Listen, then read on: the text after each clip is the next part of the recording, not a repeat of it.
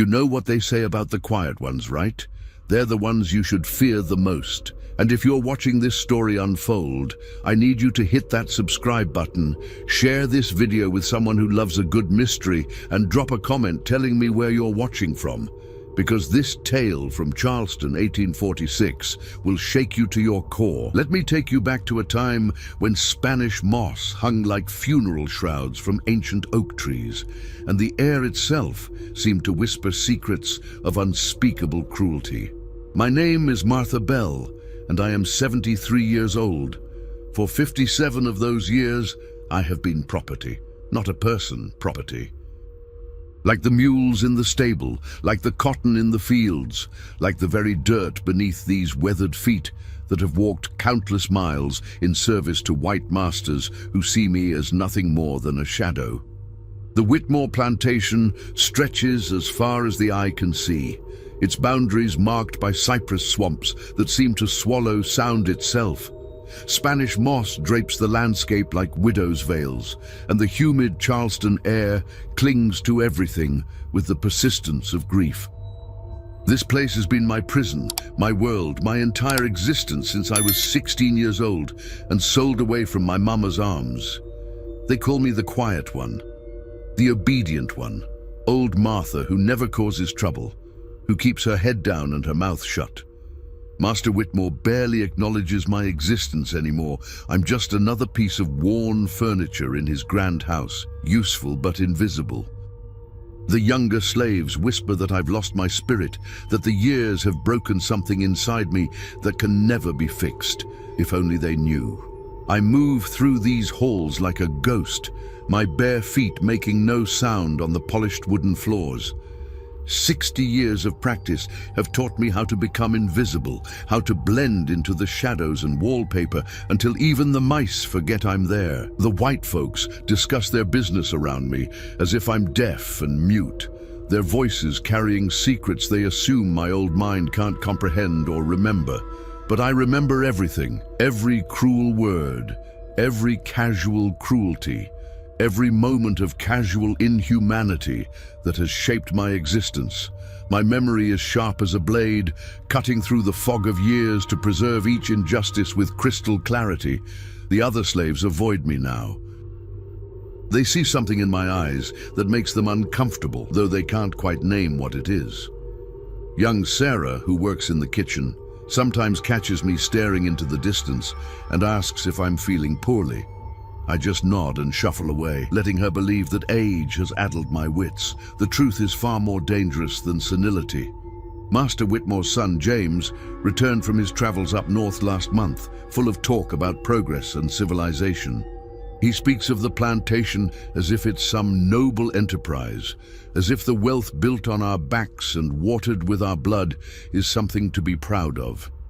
He doesn't see the irony in his words, doesn't recognize the contradiction between his talk of Christian values and the reality of human bondage that funds his comfortable existence. I serve them their meals, clean their chambers, tend their fires, and listen. Always listening. They discuss business deals and social gatherings, political developments and family matters, never once considering that the old slave woman moving silently around their table might be absorbing every word. The overseer, Thomas Briggs, is a different kind of evil altogether. Where the Whitmores cloak their cruelty in the language of necessity and social order, Briggs revels in the raw exercise of power. He's a thick-set man with hands like ham hocks and eyes that gleam with a particular kind of malice when he looks at the field hands. The scars on his knuckles tell stories of violence, and the way he handles his whip suggests a man who has found his calling in the infliction of pain. I've watched him for years, cataloging his habits, his weaknesses, his patterns. He drinks heavily on Saturday nights, stumbling back to his quarters near the slave cabins with bourbon on his breath and murder in his heart. He takes liberties with the younger women that make my stomach turn, using his position to satisfy appetites that would see him hanged if his victims were white. But they're not white, they're property. And property has no rights, no recourse, no hope of justice. The plantation operates like a small kingdom, with Master Whitmore as its absolute monarch and Briggs as his enforcer. The field hands rise before dawn and work until darkness swallows the cotton fields, their days measured in the rhythm of hoes striking earth and the crack of Briggs's whip when someone moves too slowly. The house slaves, like myself, exist in a strange liminal space, close enough to witness the luxury our labor provides, but forever barred from partaking in it. At night, when the big house settles into silence and the white folks retreat to their comfortable beds, I lie on my thin mattress in the servants' quarters and plan. Not escape. I'm too old for such foolishness. And besides, where would an elderly slave woman go in a world that sees her as less than human? No, I plan something far more permanent, far more satisfying than the temporary freedom that flight might provide. The Spanish moss outside my window sways in the humid breeze, and somewhere in the distance, a night bird calls with a voice like a lost soul. The sound sends shivers through the other slaves, who cross themselves and mutter prayers against evil spirits. They don't understand that the real evil doesn't lurk in the swamps or hide in the shadows. The real evil sits at the dinner table every night, discussing the price of human flesh over roasted chicken and fine wine. I close my eyes and let the darkness embrace me, my weathered hands folded across my chest like a corpse prepared for burial. But I'm not ready for the grave yet. Not until certain debts have been paid in full, not until the scales of justice have been balanced by these old hands that have served others for far too long. Tomorrow will bring another day of invisible servitude, another day of swallowing rage and biding my time. But change is coming to the Whitmore plantation, carried on the humid Charleston wind like the scent of approaching storm. They think they know Martha Bell. They think they understand what 57 years of bondage can do to a human soul. They're about to learn how wrong they are. The morning sun rises like a blood orange over the cotton fields, painting the Spanish moss in shades of amber and gold. I move through my duties with the same mechanical precision that has defined my existence for decades, preparing breakfast, cleaning chambers, tending to the endless needs of people who see me as nothing more than an extension of their will. But today is different.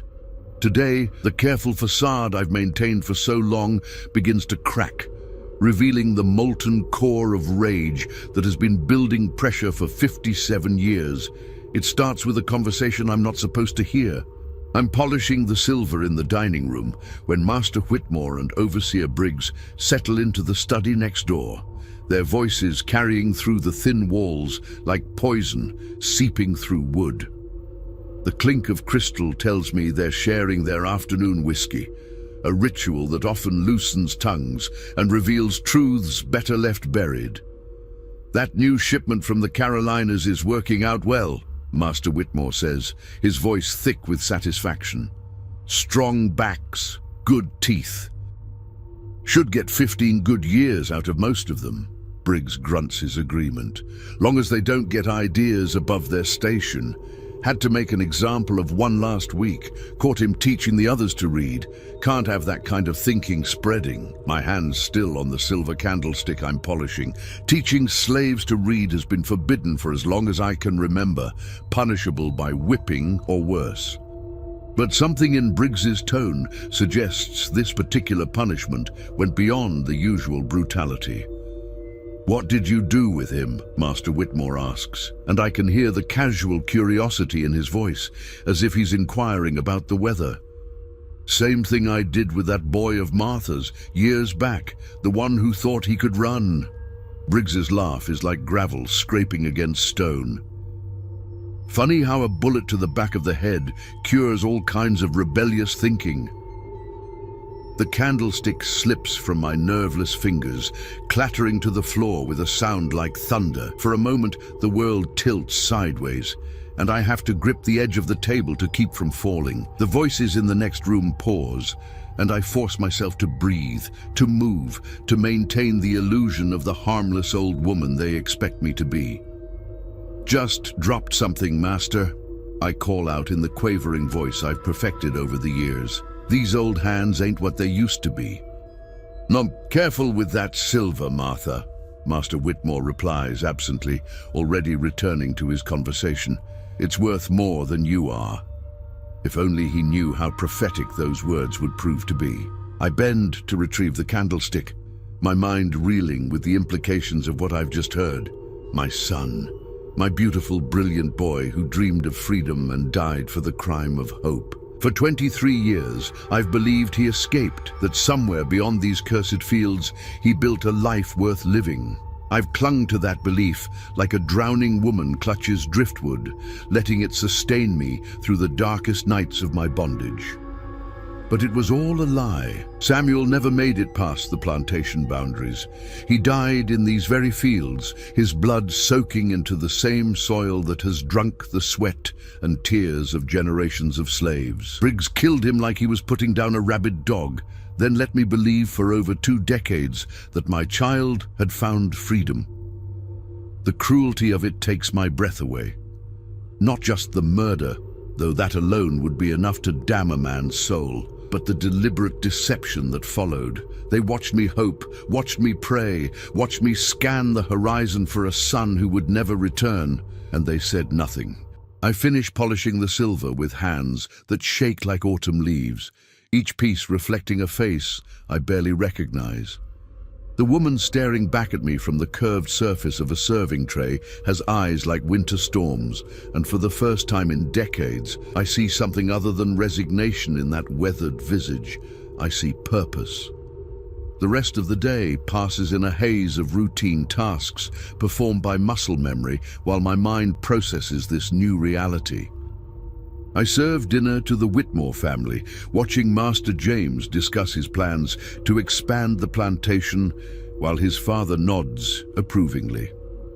They speak of purchasing more slaves, of increasing cotton production, of the bright future that awaits their family name. They have no idea that their future has just been measured in hours rather than years. That night, I lie in my narrow bed and let the truth wash over me like a baptism of fire. Samuel is dead, has been dead for 23 years. The boy who used to sneak into the big house to steal books, who taught himself to read by candlelight, who whispered dreams of freedom into my ear during the brief moments we could steal together. That boy died believing his mother would understand why he had to try. And I do understand. God help me, I understand perfectly. The other slaves in the quarters sleep fitfully around me, their dreams haunted by the same fears that have plagued our people for generations. But I don't sleep. I plan. I remember every slight, every cruelty, every moment of casual inhumanity that has shaped my existence. I think about Briggs's laugh when he described putting a bullet in my son's head, about Master Whitmore's casual assessment of human worth, measured in silver. Somewhere in the distance, a nightbird calls again, its voice carrying across the cotton fields like a lament for the dead. The Spanish moss rustles in the humid breeze, and the old plantation house creaks and settles around its sleeping occupants. They sleep peacefully tonight, secure in their power, confident in their superiority, certain that the natural order of things will protect them from the consequences of their actions. They're wrong. I rise from my bed like a spectre, my bare feet silent on the wooden floor. The other slaves don't stir as I move past them, my shadow blending with the darkness that pools in the corners of our shared quarters. I know these buildings better than anyone. Every loose board, every squeaky hinge, every hiding place where a desperate person might conceal something precious or something dangerous. The tool shed behind the kitchen house holds the implements of plantation life, hoes and shovels, hammers and nails, and in the far corner, covered by a moldy tarpaulin, the old cane-cutting tools from the days when this land grew sugar instead of cotton. My fingers find what they're looking for, almost by instinct. The machete is old, its blade darkened with age and neglect, but the edge is still keen. Samuel used this very tool during the harvest seasons, his young hands gripping the worn wooden handle as he cut through the thick cane stalks with practiced efficiency. Now it will serve a different purpose. I wrap the blade carefully in an old cloth and carry it back to my quarters, my heart beating with a rhythm I haven't felt in decades. It's not fear that quickens my pulse. Fear is for people who still have something to lose. What I feel is anticipation, the electric thrill of a plan finally set in motion after years of careful preparation. Tomorrow, the reckoning begins. The machete lies beneath my thin mattress like a sleeping serpent, its presence both comforting and terrifying. I can feel its weight even when I'm not touching it, a constant reminder of the choice I've made and the path that stretches before me like a river of blood. 3 days have passed since I learned the truth about Samuel's fate, and in that time I've watched the plantation with new eyes. Every interaction, every casual cruelty, every moment of thoughtless inhumanity is now catalogued and weighed against the debt that must be paid. The scales of justice have been unbalanced for far too long, and it falls to these old hands to set things right. I move through my duties with the same shuffling gait and downcast eyes that have made me invisible for decades, but inside, something fundamental has shifted. The rage that once burned like a banked fire now blazes with the intensity of a forge, tempering my resolve into something harder than steel. Briggs doesn't know he's living on borrowed time. I study him with the patience of a hunter, learning his patterns, his weaknesses, his habits. He rises at dawn and makes his rounds of the slave quarters, his whip coiled at his side like a faithful pet. He takes his breakfast in the overseer's house, then spends the morning in the fields, driving the workers with a combination of threats and violence that would make the devil himself proud. But it's the evenings that interest me most. After the field hands have been locked in their quarters and the big house has settled into its nightly routine, Briggs retires to his cabin with a bottle of whiskey and whatever poor girl he's decided to torment that week. The screams that sometimes drift across the plantation grounds are quickly muffled, and by morning the victims know better than to speak of what happened in the darkness. Tonight will be different. The afternoon brings news that sets my plan in motion sooner than expected. Master Whitmore announces that he'll be traveling to Charleston for business, taking his son James with him. They'll be gone for 3 days, leaving the plantation under Briggs's sole authority. It's an opportunity that might not come again for months. I volunteer to prepare their travel provisions, my offer accepted with the casual indifference I've come to expect. As I pack their food and lay out their traveling clothes, I listen to their conversation about cotton prices and shipping schedules, their voices filled with the confidence of men who believe themselves masters of their own destiny.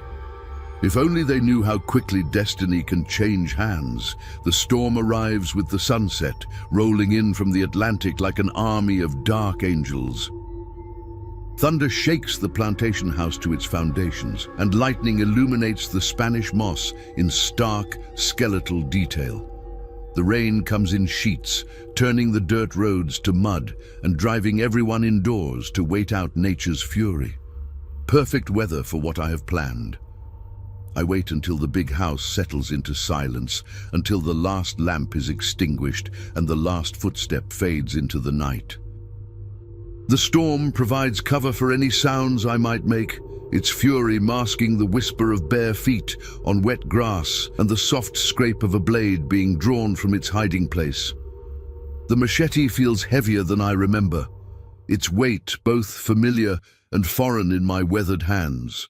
Samuel's hands once gripped this same handle, his young fingers learning the rhythm of the harvest, the precise angle needed to cut through tough cane stalks without dulling the blade. Now it will learn a different kind of cutting, a different kind of harvest. Briggs's cabin sits apart from the slave quarters, a deliberate isolation that speaks to his position as enforcer and executioner. Light flickers in the windows, and I can hear his voice raised in drunken song, the melody punctuated by the occasional crash of furniture or breaking glass. He's celebrating something tonight, though I doubt he'll live to see the dawn. I circle the cabin like a predator, noting the placement of windows and doors, the angle of approach that will give me the best advantage. The storm has turned the ground to mud, but my bare feet find purchase where boots would slip. 60 years of moving silently through these buildings has taught me lessons that no amount of formal training could provide. The back door is unlocked. Why would Briggs fear anything in a world where he holds absolute power over every other living soul on the plantation? I ease it open just wide enough to slip inside, my body moving with a fluidity that belies my 73 years. The cabin reeks of whiskey and unwashed flesh, tobacco smoke and something else that makes my stomach turn. Briggs sits at his rough wooden table, a half-empty bottle before him and a pistol within easy reach. He's alone tonight, which surprises me until I remember that fear can be as effective as locks in keeping people away. He doesn't hear me approach. The storm covers the sound of my footsteps, and decades of invisibility have taught me how to move without disturbing the air around me. I'm close enough to smell the bourbon on his breath when he finally senses my presence and turns. "What the hell?" he starts to say, his hand reaching for the pistol. But I'm faster than he expects, faster than anyone expects from an old slave woman who spent her life bowing and scraping. The machete moves in a silver arc, catching the lamplight for just a moment before it finds its target. The blade that once cut sugarcane now cuts through something far more satisfying. Briggs's eyes widen in shock and disbelief, his mouth opening and closing like a fish pulled from water. Blood spreads across his shirt in a dark stain, and his hand falls away from the pistol as his strength ebbs like a tide going out. "You remember Samuel," I whisper, my voice barely audible above the storm. "My boy, who you shot in the back like a dog." Recognition flickers in his dying eyes, followed by something that might be fear or regret, but it's too late for either emotion to matter. "This is for him," I continue, my voice growing stronger with each word. "And for every child you've broken, every woman you've violated, every soul you've crushed under your boot." The machete moves again, and Thomas Briggs learns what it feels like to be powerless, to be at the mercy of someone who has none to give. When it's finished, I stand over his body and feel something I haven't experienced in decades. Satisfaction, not joy. There's no joy in taking a life, even one as worthless as his, but satisfaction, yes. The satisfaction of a debt finally paid, of justice finally served, of a balance finally restored. The storm rages outside, washing the world clean with its fury. I clean the machete carefully, methodically, the way Samuel taught me to care for tools after a day's work. Then I wrap it again in its cloth and prepare to return to my quarters. But first, there's the matter of the body. The swamp behind the plantation has swallowed many secrets over the years. Tonight, it will swallow one more. I drag Briggs's corpse through the mud and rain, my old body finding strength I didn't know it still possessed. The cypress trees stand like sentinels in the darkness, their roots reaching deep into water that has no bottom and asks no questions. By morning, Thomas Briggs will be nothing more than a memory, and not a pleasant one at that. The alligators and snapping turtles will ensure that no trace remains to tell the tale of his final moments. I return to my quarters as the storm begins to subside, my clothes soaked and my hands clean. The other slaves sleep on, unaware that the balance of power on the plantation has just shifted in ways they can't yet imagine. But they'll learn soon enough. As I lie in my narrow bed, with the machete once again hidden beneath my mattress, I think about Samuel and the dreams he carried to his grave. He wanted freedom, wanted to see a world where the color of a person's skin didn't determine their worth. He died believing that such a world might someday exist. I'm not naive enough to believe I can change the world, but I can change this small corner of it. One death at a time, I can ensure that the men who profit from human misery pay a price for their cruelty. I can balance the scales that have been weighted against my people for far too long. The machete pulses beneath my mattress like a heartbeat, and somewhere in the distance, the night birds call with voices like lost souls seeking justice. Tomorrow, the real work begins. Dawn breaks grey and sullen over the plantation, the storm having passed, but leaving the world washed clean and strangely quiet. I rise with the other house slaves, my movements betraying nothing of the night's work, as I begin the familiar routine of preparing breakfast for masters who will never return. The absence of Overseer Briggs goes unnoticed at first. He's known for his heavy drinking and occasional disappearances, so when he fails to appear for the morning roll call, the field hands simply assume he's sleeping off another bout with the bottle. They go about their work with a lightness in their step that speaks to the relief his absence brings, even if they don't dare voice such thoughts aloud. It's not until midday that questions begin to arise. "Where's that damned overseer?" mutters Jacob, the head field hand, as he brings the noon water to the workers. "Ain't like him to miss a chance to crack that whip."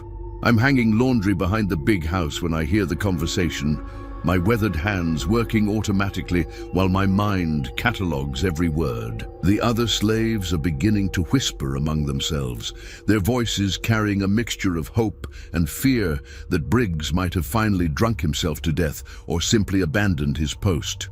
If only they knew how close to the truth they are. By evening, concern has turned to genuine worry among the white staff. Mrs.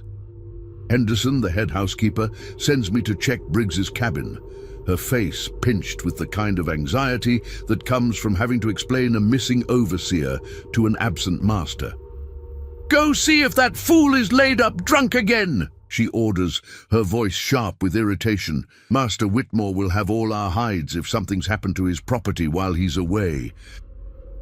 I shuffle toward the overseer's cabin with the slow, arthritic gait that has become my disguise, but inside, my heart races with anticipation. This is the moment of truth, when my careful planning either succeeds or condemns me to a death far worse than anything Briggs ever inflicted.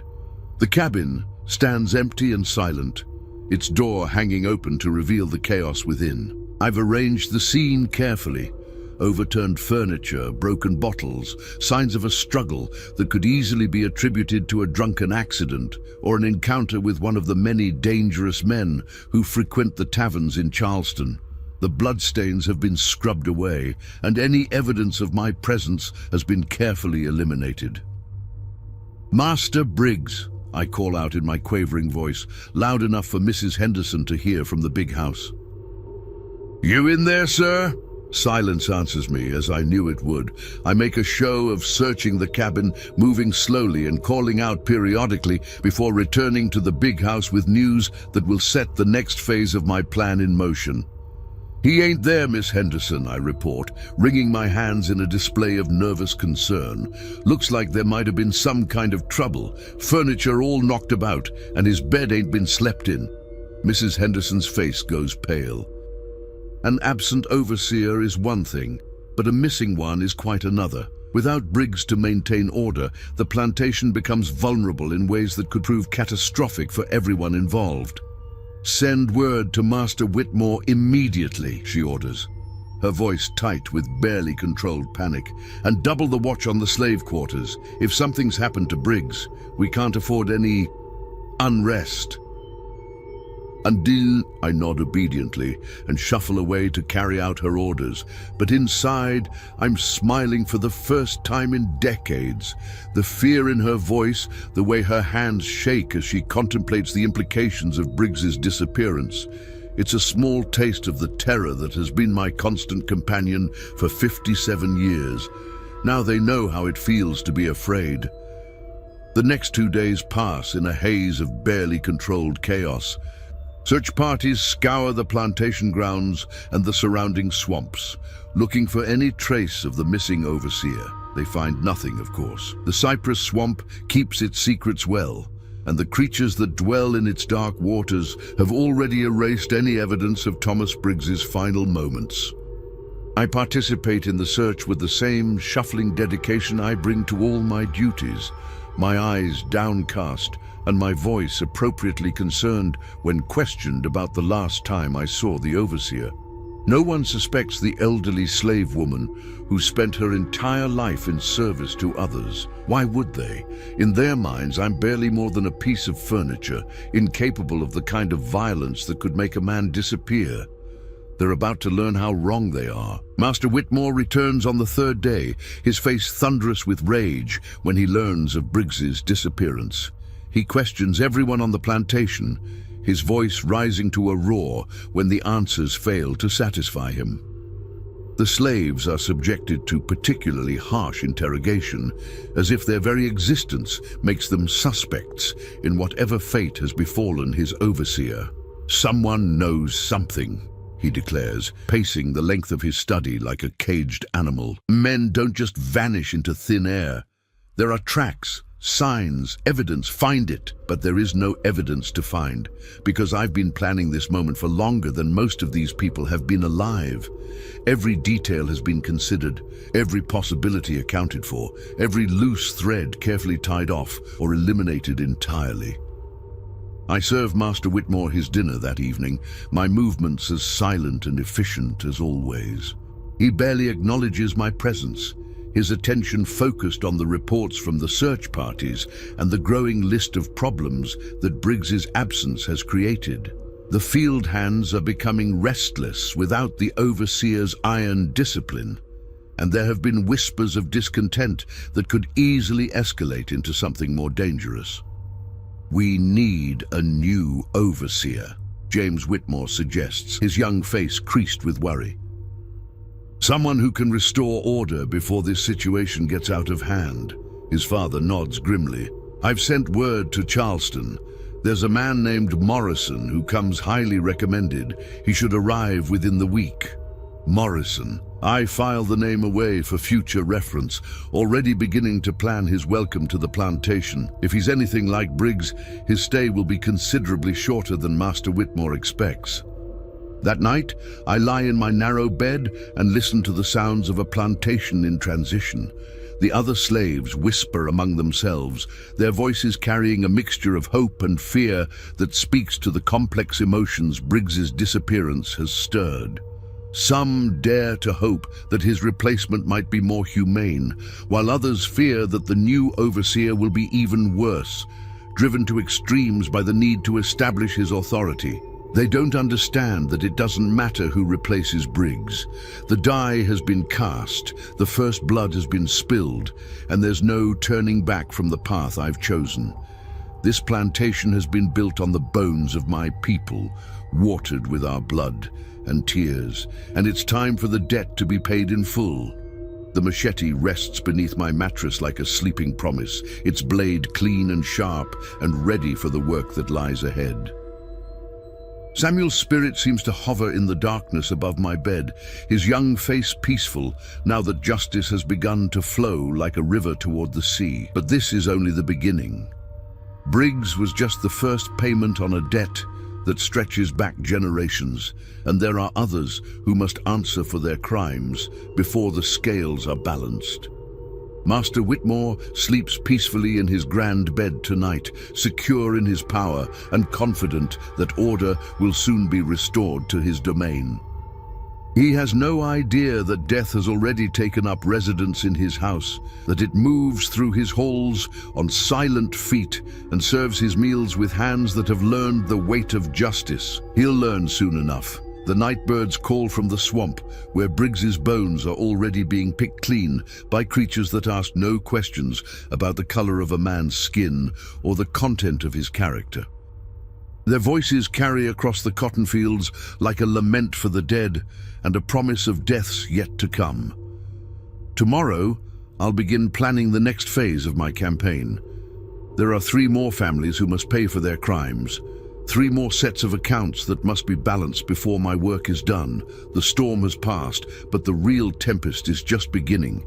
The new overseer arrives on a Tuesday morning, riding up the plantation drive like a conquering general surveying his new domain. Morrison is everything Briggs was and worse. A tall, lean man with cold eyes and hands that seem permanently stained with other people's blood. He carries himself with the arrogance of someone who has never known powerlessness, never felt the weight of another's boot on his neck. He won't live long enough to learn what either feels like. I watch from the kitchen window as Master Whitmore greets his new employee, their conversation carrying across the yard with the casual brutality that has become the soundtrack of my existence. Morrison speaks of discipline and order, of the need to remind the slaves of their place through fear and violence. His voice carries the flat certainty of a man who has reduced human suffering to a simple equation of cause and effect. The previous overseer was too soft, Morrison declares, his gaze sweeping across the slave quarters like a hawk evaluating prey. These people understand only one language, and I speak it fluently. Master Whitmore nods approvingly, clearly pleased with his choice. I want order restored immediately. The field hands have become lazy in Briggs's absence, and there are whispers of discontent that need to be addressed. I continue my work in the kitchen, my weathered hands preparing the noon meal while my mind catalogues every word of their conversation. Morrison will be even more dangerous than Briggs, more systematic in his cruelty, more efficient in his methods of control. He's the kind of man who views human suffering as a tool to be wielded with precision rather than passion. But precision cuts both ways, and I've had decades to perfect my own methods. The first week under Morrison's rule confirms my worst fears. He establishes his authority through a series of increasingly brutal punishments, each one designed to send a message that resonates through every corner of the plantation. A field hand, caught taking an extra moment to rest, finds himself tied to the whipping post for an hour in the blazing sun. A kitchen girl who drops a plate receives 20 lashes that leave her back a map of blood and pain. And through it all, I watch and wait and plan. Morrison has brought his own methods to the plantation, techniques learned in the sugar fields of Louisiana, where human life is measured in seasons rather than years. He speaks of efficiency and productivity, of maximizing output while minimizing cost, as if the people under his control are nothing more than machines to be calibrated and maintained. But machines don't bleed. Machines don't scream. Machines don't lie awake at night, planning the deaths of their operators. I begin my surveillance of Morrison with the same patience I once applied to Briggs, learning his routines, his weaknesses, his habits. He's more careful than his predecessor, more aware of potential threats, but he makes the same fundamental mistake that all men of his kind make. He assumes that power makes him invulnerable. The opportunity I've been waiting for comes sooner than expected. Master Whitmore announces that he'll be hosting a gathering of neighboring plantation owners, a social event designed to discuss business and politics while displaying the wealth that slave labor has provided. The preparations consume the entire household for days, with every slave working from dawn to dusk to ensure that the Whitmore plantation presents the proper image of Southern prosperity. I volunteer to help with the preparations, my offer accepted with the same casual indifference that has made me invisible for decades. As I polish silver and arrange flowers, I listen to the conversation swirling around me, absorbing information that will prove crucial in the days to come. The gathering will include the Ashford family from the neighboring plantation, along with the Caldwells and the Beauregards from estates further inland. 3 families whose wealth has been built on the same foundation of human misery that supports the Whitmores. 3 sets of accounts that must be balanced before my work is complete. But first, Morrison must be dealt with. The night of the gathering arrives with all the pomp and ceremony that Southern society demands. Carriages roll up the plantation drive, carrying men in fine suits and women in elaborate gowns, their laughter echoing across the grounds like the sound of coins falling into a collection plate. They speak of cotton prices and shipping schedules, of politics and social obligations, their voices filled with the casual confidence of people who have never questioned their right to own other human beings. I serve them their dinner with the same silent efficiency that has defined my existence for decades. my presence so familiar that they discuss their business around me as if I'm part of the furniture. They speak of expanding their operations, of purchasing more slaves, of the bright future that awaits their children and grandchildren. They have no idea that their future is being measured in hours rather than generations. Morrison spends the evening playing the perfect host, regaling the guests with stories of his methods and achievements. He speaks of breaking rebellious spirits and maintaining order through fear, his voice carrying the pride of a craftsman discussing his trade. The other men nod approvingly, clearly impressed by his expertise in the management of human property. The key, Morrison explains over brandy and cigars, is to make them understand that resistance is not just futile, but counterproductive. A few well-placed examples can maintain order for months. I refill their glasses and clear their plates, my movements automatic while my mind burns with the implications of his words. He's not just talking about maintaining discipline, he's describing a systematic campaign of terror designed to crush the human spirit itself. But spirits, once crushed, can be rebuilt, and sometimes they come back stronger than before. The gathering continues late into the night, the guests eventually retiring to their assigned quarters throughout the big house and the guest cottages. Morrison returns to his cabin near the slave quarters, his steps steady despite the evening's consumption of alcohol. He's more disciplined than Briggs, more controlled in his vices, but discipline can become a weakness when it creates predictable patterns. I wait until the plantation settles into silence, until the last lamp is extinguished and the last voice fades into the night. The machete feels familiar in my hands now, its weight no longer foreign but comforting, like an old friend returning after a long absence. Morrison's cabin is better secured than Briggs's was, with bars on the windows and a heavy lock on the door. But locks are designed to keep honest people out, and I stopped being honest the night I learned the truth about Samuel's fate. The key hangs on a nail beside the door, hidden behind a loose board that Morrison thinks is his secret. I've watched him retrieve it dozens of times, cataloguing his security measures with the same attention to detail that I once applied to managing the big house. The cabin is dark and silent, filled with the scent of tobacco and leather, and something else that makes my skin crawl. Morrison sleeps deeply, his breathing regular and untroubled by dreams of the suffering he's inflicted. His pistol lies on the table beside his bed, within easy reach but useless, against an enemy he's never learned to see. I stand over his sleeping form and think about Samuel, about the dreams that died with him in these very fields. I think about the countless others who have suffered under men like Morrison, who have been broken and discarded like worn-out tools when their usefulness expired. The machete moves in the darkness, swift and sure and final. Morrison wakes just long enough to understand what's happening, his eyes widening with the same shock and disbelief that Briggs showed in his final moments. But understanding comes too late to change anything, too late to matter in any meaningful way. "This is for Samuel," I whisper, my voice barely audible in the darkness, "and for every soul you've broken in service to your masters." When it's finished, I stand over Morrison's body and feel the same cold satisfaction that followed Briggs's death. Another debt paid, another balance restored, another step closer to the justice that has been denied for far too long. But this time, I don't dispose of the body immediately.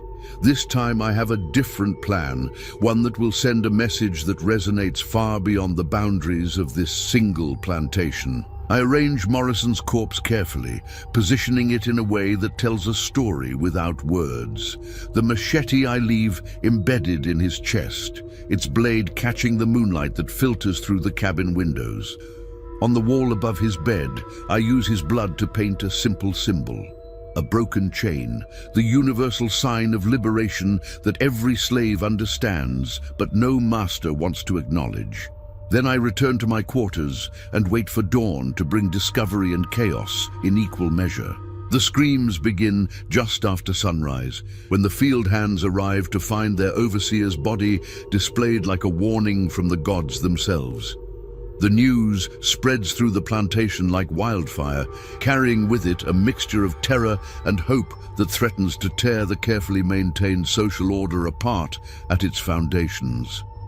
Master Whitmore's rage is a terrible thing to behold, his voice echoing across the plantation grounds as he demands answers that no one can provide. The guests from the previous evening huddle in the big house, their faces pale with the realization that the violence they've always assumed would remain safely contained in the slave quarters has suddenly invaded their world. But I'm not finished yet.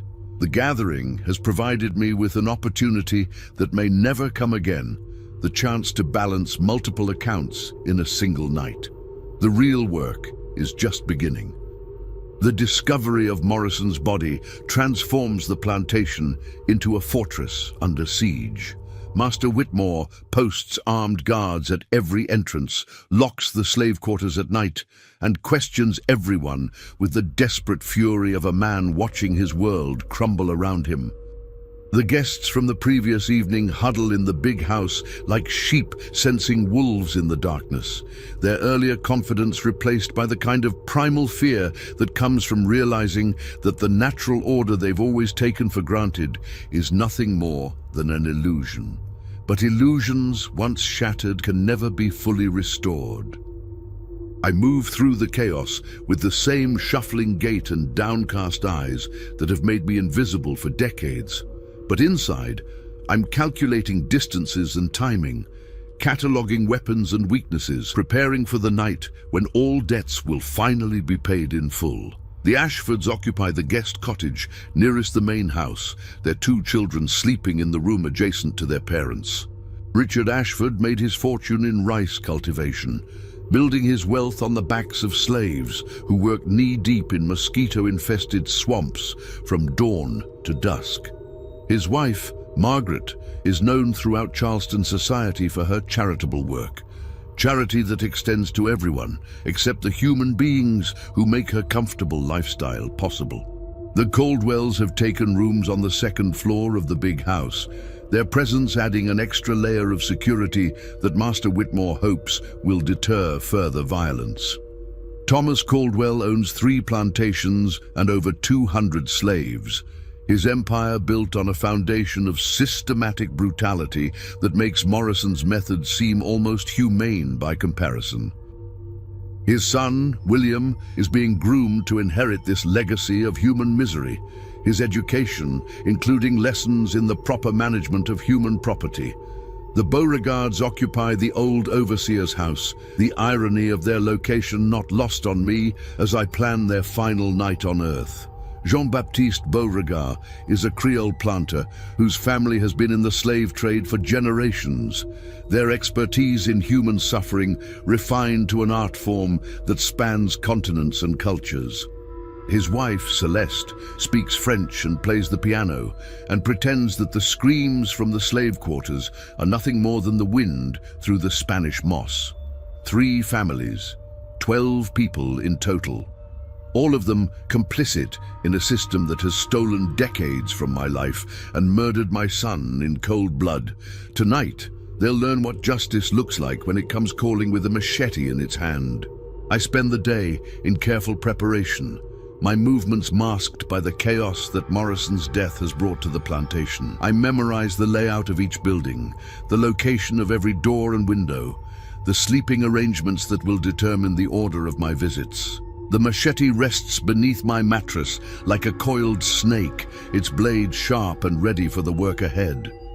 The guards Master Whitmore has posted are field hands pressed into service, men who know how to swing a hoe but have never held a weapon in anger. They're nervous and jumpy, starting at every shadow and sound, their attention focused outward toward threats they imagine might come from the swamps or the roads leading to neighboring plantations. They never think to look for danger from within.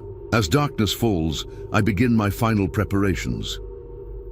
The storm that brought such perfect cover for Briggs's death has been replaced by a still, humid night that seems to hold its breath in anticipation of what's to come.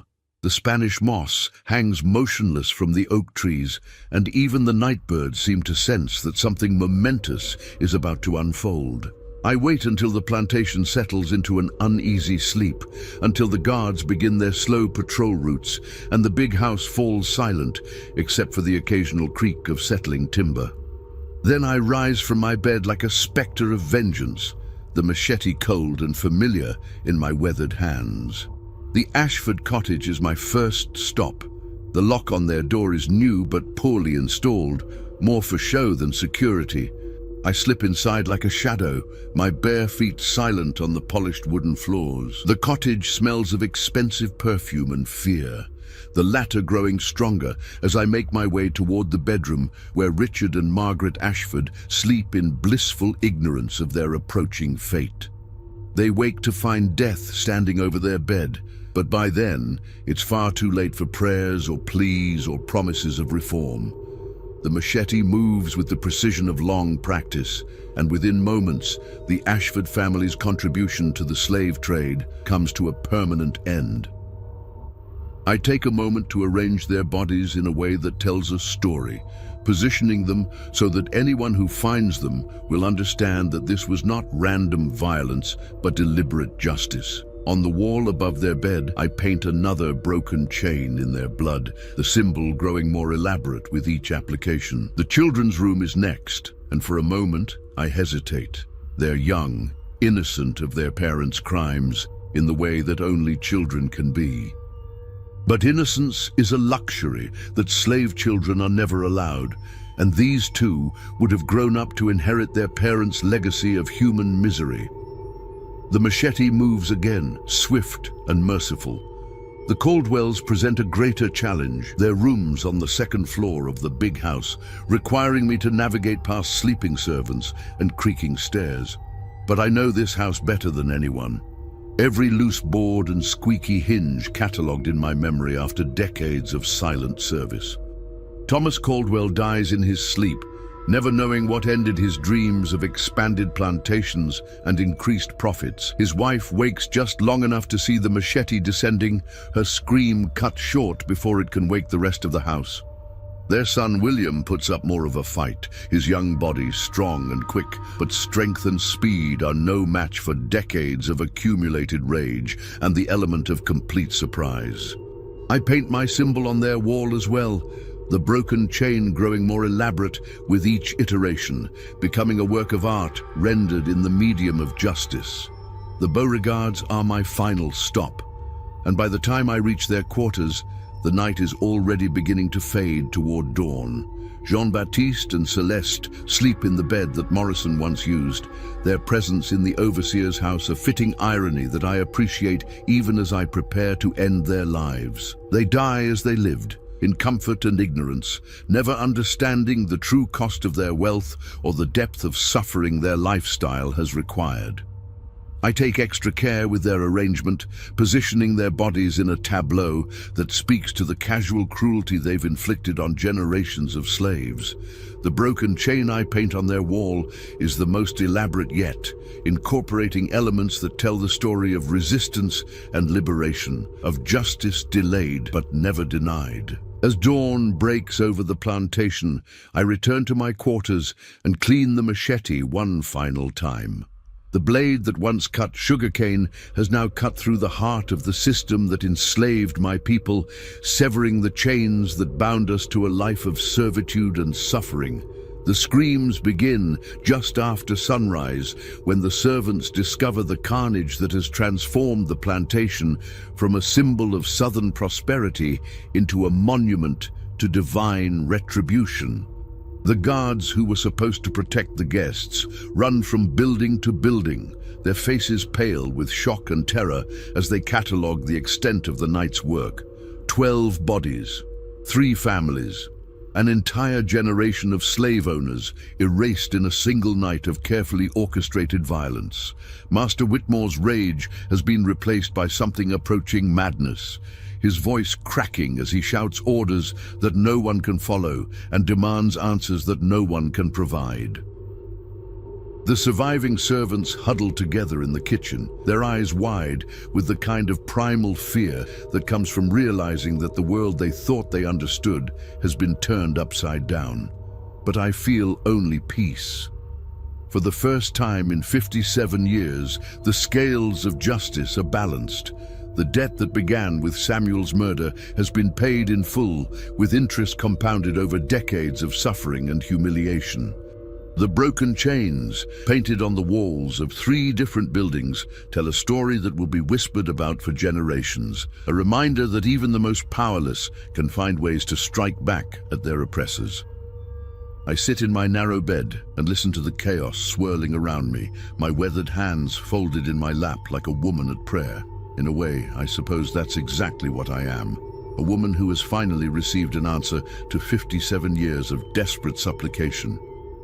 The answer came in the form of a machete and the courage to use it. By noon, word of the massacre has spread beyond the plantation boundaries, carried by terrified messengers to Charleston and beyond.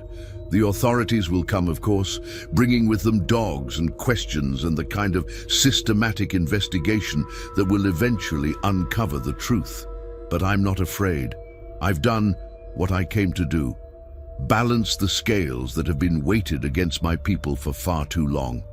Whatever happens next is in the hands of a God who has finally remembered that justice delayed is not justice denied. The machete rests beneath my mattress one final time, its work complete, its purpose fulfilled. Samuel's spirit seems to hover in the air above my bed, his young face peaceful now that his death has been avenged, and his mother's love has been proven in the most definitive way possible. Tonight, I'll disappear into the swamps that have swallowed so many secrets over the years.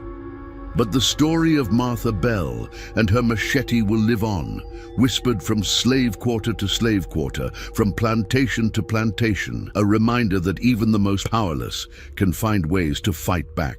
The broken chains painted in blood will fade with time, but the message they carry will endure, that human dignity cannot be bought or sold, that justice will find a way even in the darkest places, and that sometimes the meek really do inherit the earth. One machete stroke at a time.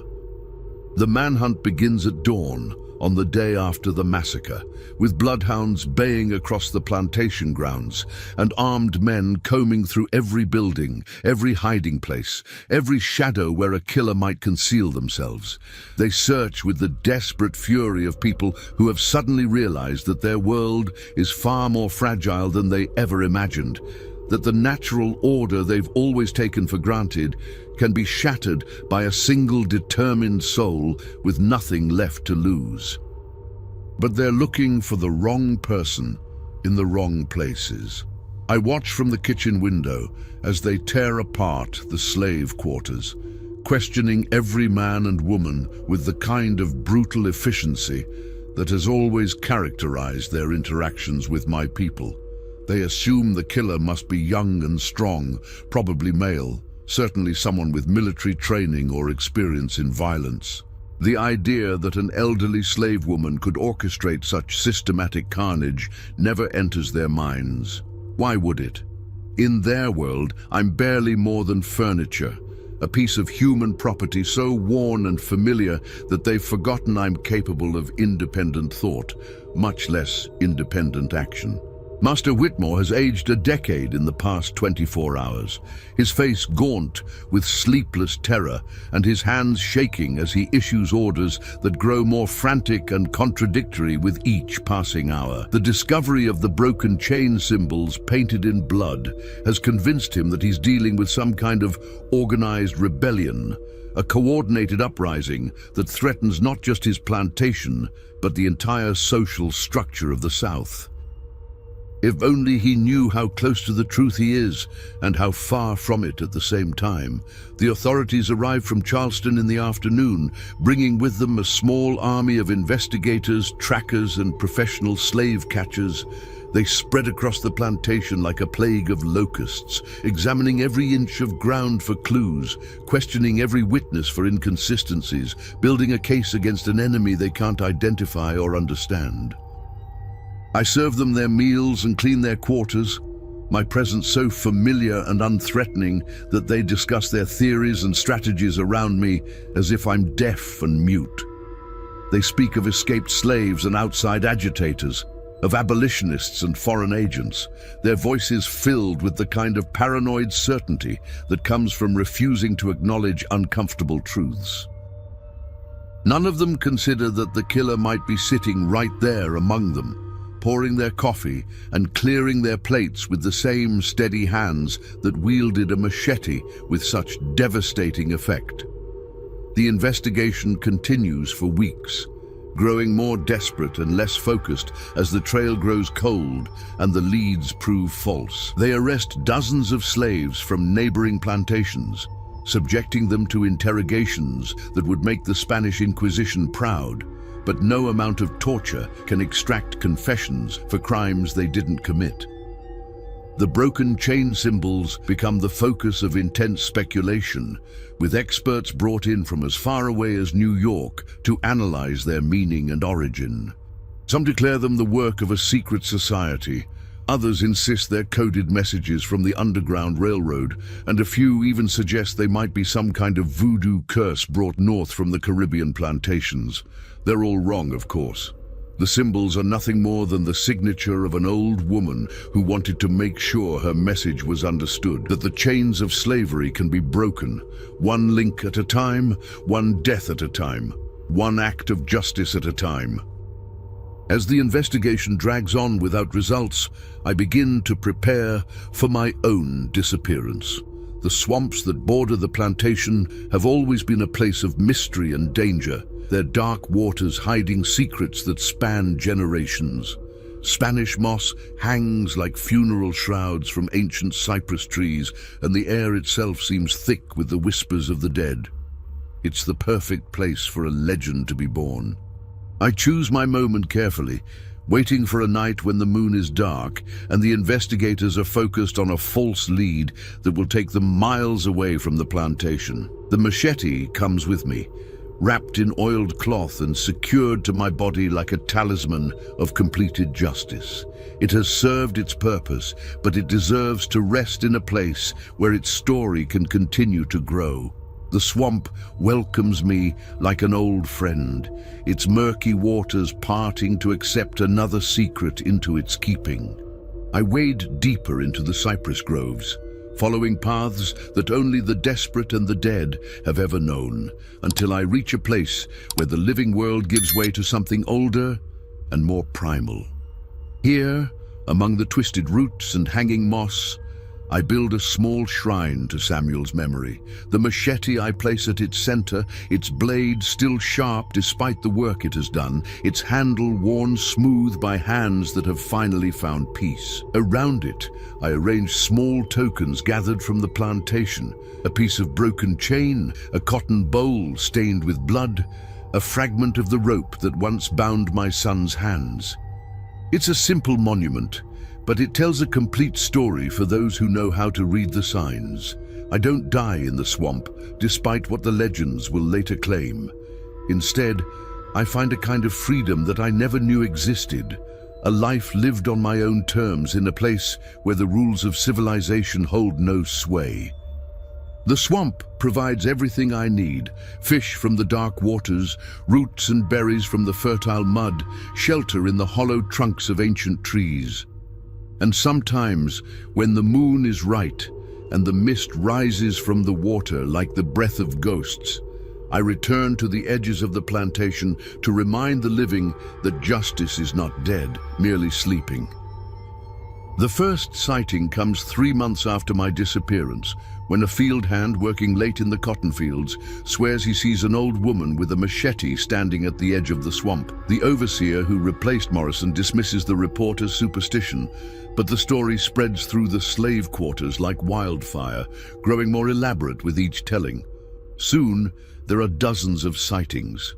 An elderly woman in tattered clothes moving through the Spanish moss like a spirit of vengeance.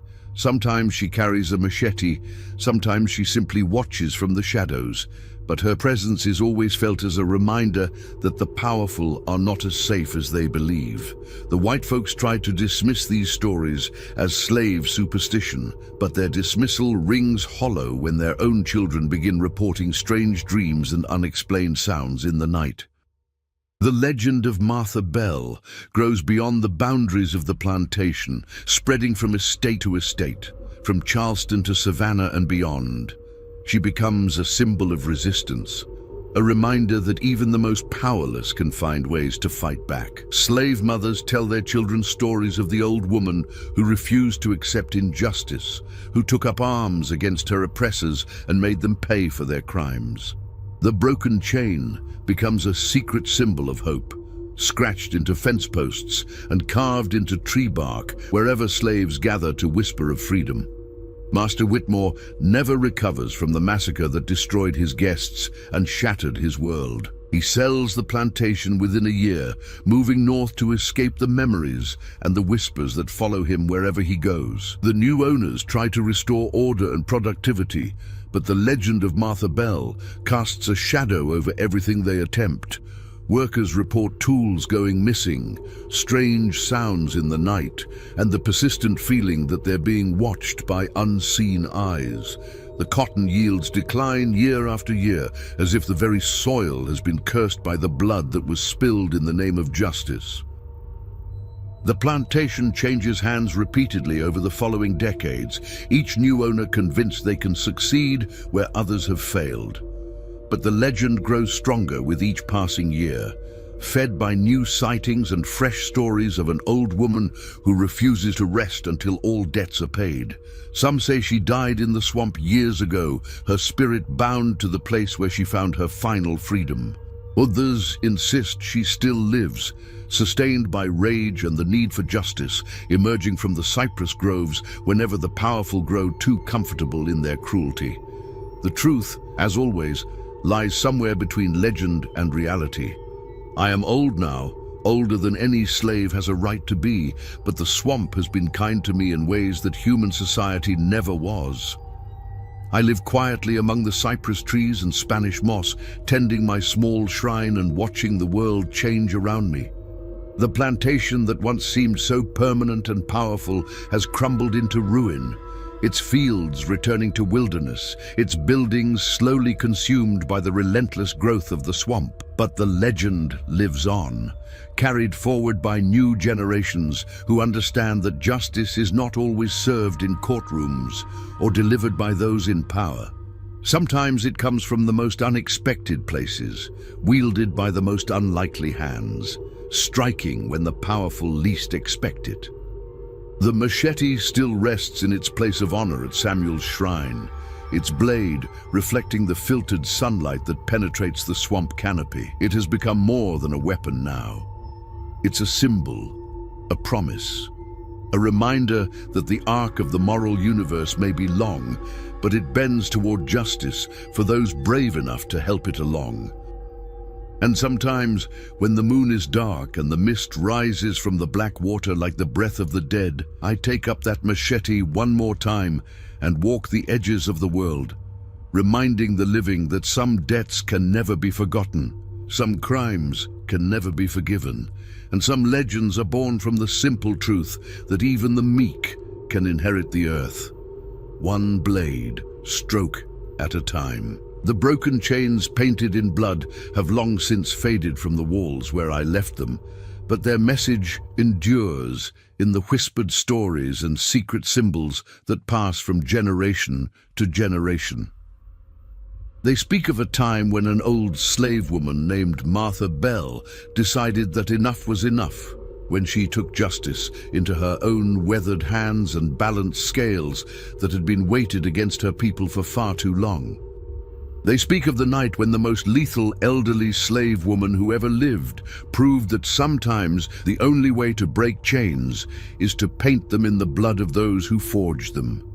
And in the cypress swamps of Charleston, where Spanish moss hangs like funeral shrouds and the dark water keeps its secrets, the legend of Martha Bell and her machete continues to grow, a reminder that justice delayed is not justice denied. It's justice waiting for the right moment to strike. The end, the legend of Martha Bell, spread throughout the antebellum South, becoming a whispered tale of resistance and retribution that inspired generations of enslaved people to believe that even in the darkest circumstances, justice could find a way.